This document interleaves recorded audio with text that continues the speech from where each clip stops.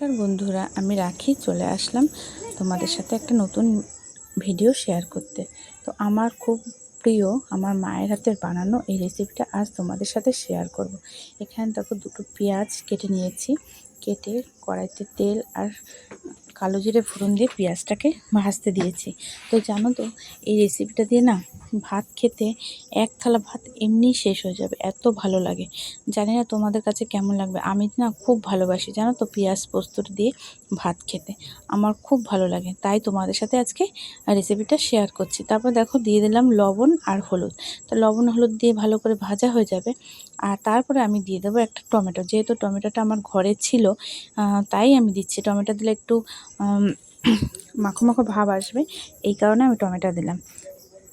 Tomato দিয়ে ভালো করে কষিয়ে নেব। তারপরে কিন্তু আমি পোস্ত বাটাটা দিয়ে দেবো। পোস্ত বাটাটা দেওয়ার সাথে বাটি ধোয়া একটু জল দিয়ে দেবো, কারণ যাতে ভালো করে ভাজা হয়ে যায়। আর এটা তোমরা না খুব সহজেই বানিয়ে নিতে পারবে, এত সহজ রেসিপির মতন হয় না।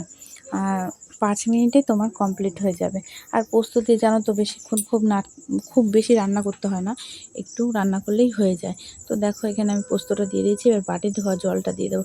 বাটি ধোয়া জলটা দিয়ে ভালো করে সিদ্ধ হয়ে গেলে তারপরে আমি কিন্তু নামিয়ে নেব। আর এটা তোমরা একবার বাড়িতে ট্রাই করে দেখো, তোমাদের কিন্তু বেশ ভালো লাগবে। আমার যেহেতু ভালো লেগেছে, আর তোমাদেরও আশা করি ভালো লাগবে। দেখো ভালো করে এবার অনেকক্ষণ ধরে একটু ফুটিয়ে নিয়ে তারপরে কিন্তু আমি নামিয়ে দেবো। দেখো দেখতে কিন্তু খুব লোভনীয় হয়েছে, আমার কিন্তু খুব ভালো লাগে। তো অল্প করে বানিয়েছিলাম, যেহেতু আমি একা খাবো এই কারণে। তাও বেশি হয়ে গেছে, আমার একার জন্য অনেকটাই হয়ে গেছে। তোমাদের যদি ভালো লাগে রেসিপিটা অবশ্যই কমেন্ট করে জানিও কেমন হয়েছে। দেখতে তো বেশ ভালো লাগছে, আর আমার ভালো লেগেছে দেখেই তোমাদের সাথে আমি শেয়ার করলাম। সবাই ভালো থেকো, সুস্থ থেকো।